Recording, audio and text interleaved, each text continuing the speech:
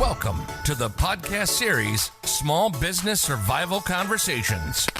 Through our weekly conversations, we hope to provide you with strategies and insights, knowledge and expertise to enlighten you as you work to build and grow your business. Here are your hosts, Anna Steinfest and Dr. Michael Troyer.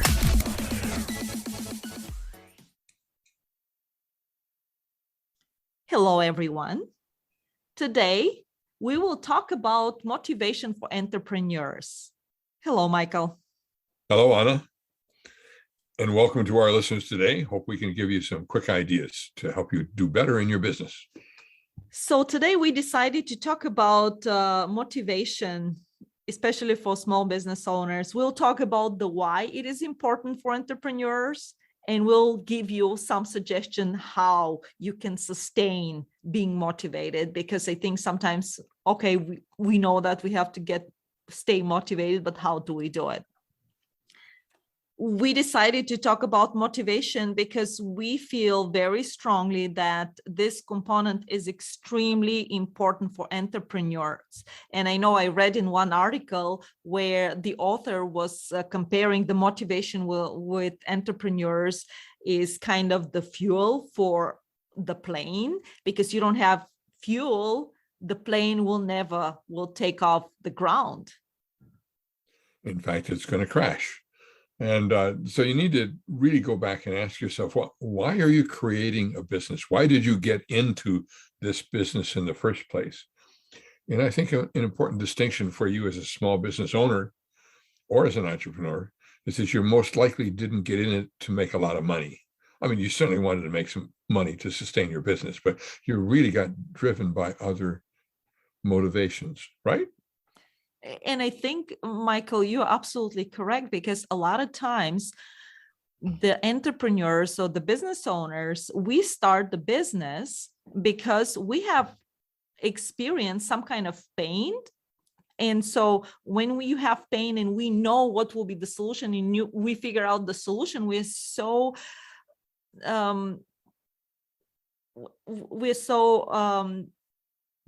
driven.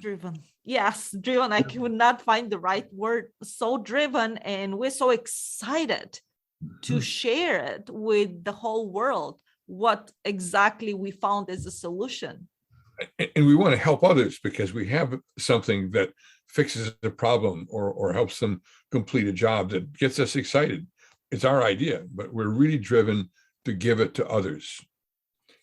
And I think that's, you make money along the way, but it's not money, it's doing something for somebody else. And in the beginning, you start doing it and you're excited, but after a while, because of different things surrounding you, because it's not easy to run a business. For all of you out there who are running a business, congratulations. We know it's a tough job.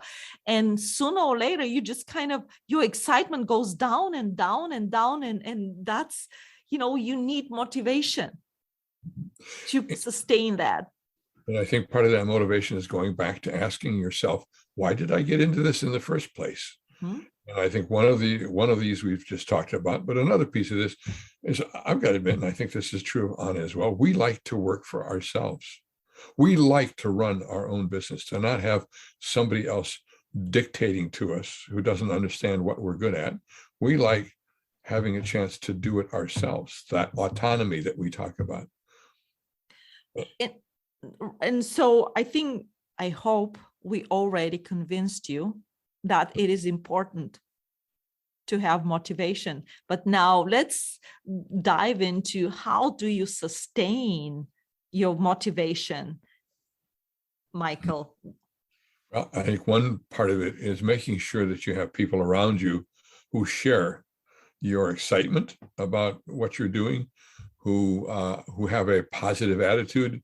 And even when you confront a major challenge, there are people who can help you come up with a solution to that challenge. So you surround yourself with motivational people, if you will, people who are excited about what you're trying to do. They've joined you in your quest, and they can think in fresh ways just as you can. And that helps you solve problems and get over that moment when the motivation's begun to slip a little bit because you're getting a little discouraged. or you're getting a little tired of the rat race that is being a small business owner, it really helps to have people around you who will push you and help you think and go back again to why you're doing what you're doing. Yes, and I just have to add, it's aside from your good attitude, it is important, and I'm going to repeat what Michael just said, to surround yourself with like-minded people who share your goals. Not only this give you a support system, but being around other motivated individuals, they will encourage you and they will hold you accountable. When something around you it gets harder. And in fact, this morning I had a conversation with one of kind of my mentor who just keeps me accountable and say, hey, you know what are you doing?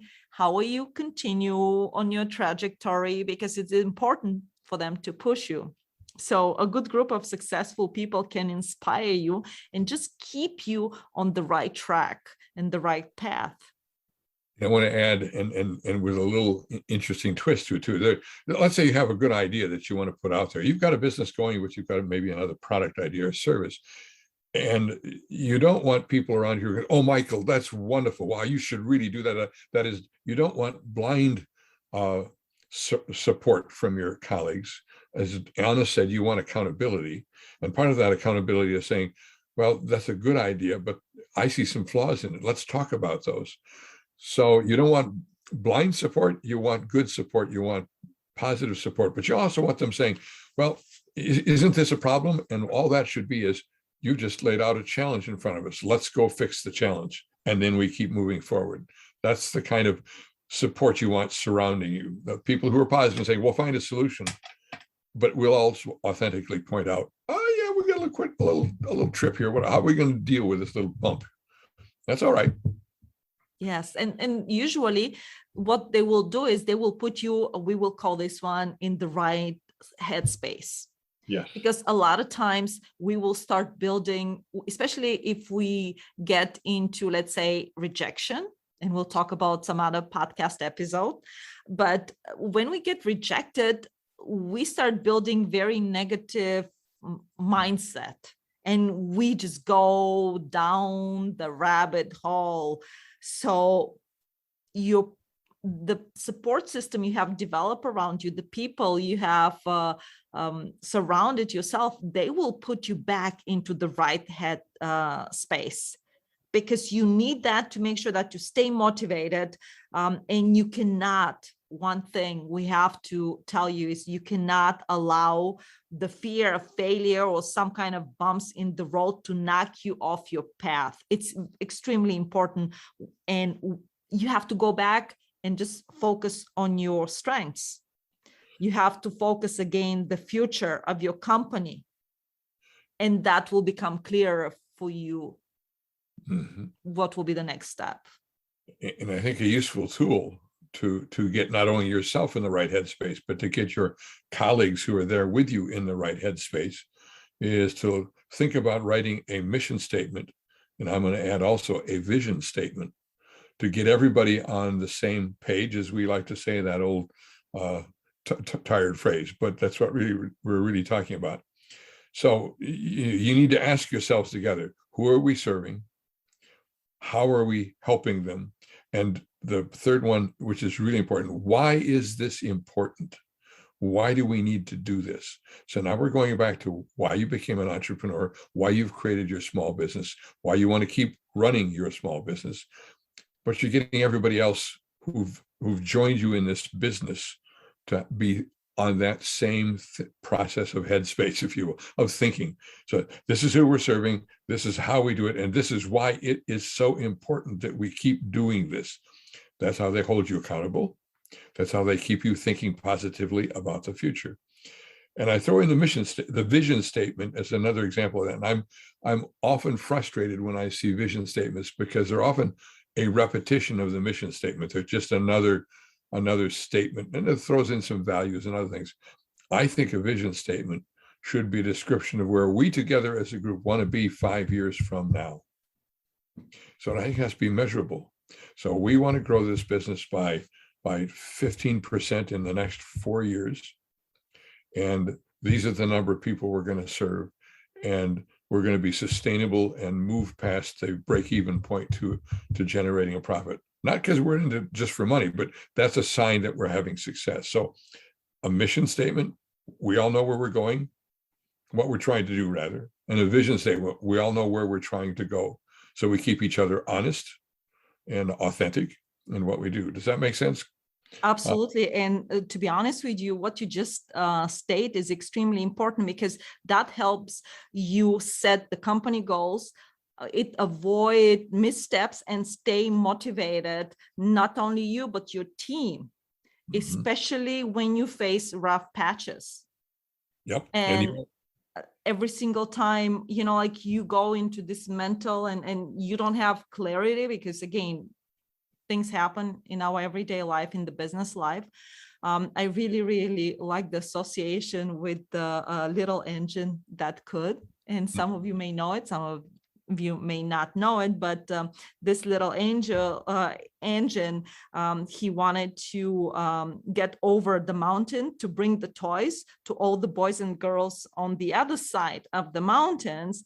And when self-doubt began to creep in, the little engine repeated over and over to himself, I think I can, I think I can.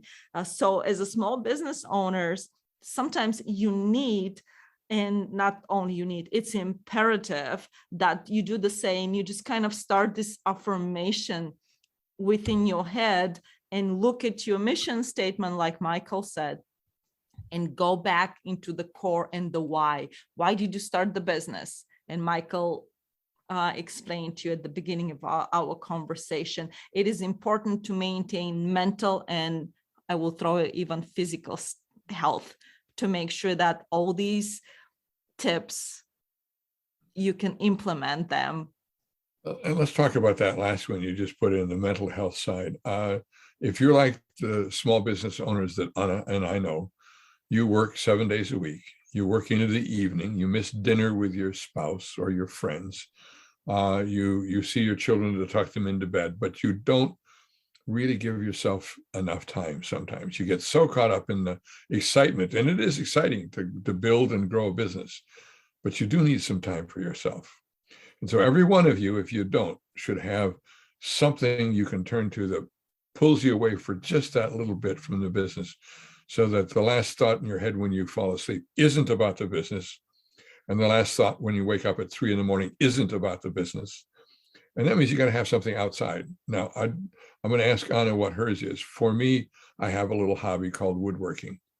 And when I spend 20 minutes, even just 20 minutes doing something in that little hobby, I'm a different human being when I come back in. Now I can go back to business and be excited and focused.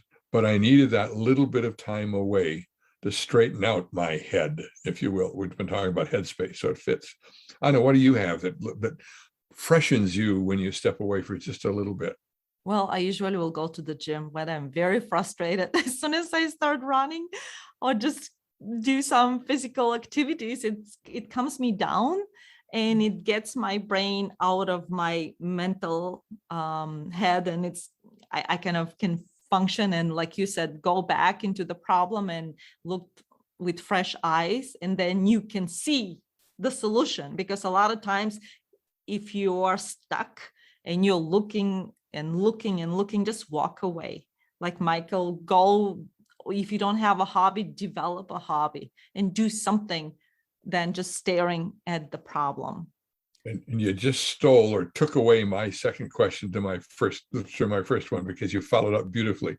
It was, have you ever found a solution when you were at the gym running like crazy? Yep. Yeah, you have. Yes. The mind freed up from that momentary focus suddenly goes to work and gives you things you might not otherwise find. I don't know why it is, but the gym, I agree, exercise or a hobby, if you paint, if you want to go into the shower and sing, if you want to build something out of wood, or just fix something at your house. It's amazing. Solutions come to mind because you're away from the problem. And every entrepreneur, every small business owner is always faced with problems. So that time away, that mental health time away, is really, really important. Give it to yourself. And I just wanted to sum our conversation. So how do you sustain motivation? We kind of gave you a few tips, but I want to sum them up. So be in the right headspace. Surround yourself with motivational people. Create, this is very important, a mission and vision statement. And last but not least, you have to make sure that you focus on your mental and physical health. Even if you can do one of our tips, you will be successful. And we want to hear something from you. Maybe you have a tip you want to share with us, and we can share it in our with our audience. Thank you, everyone, for listening, and we will meet with you next time. You've been listening to the Small Business Survival Conversation podcast. Make sure to like, rate, and review the show. And don't forget to join us next week for another episode.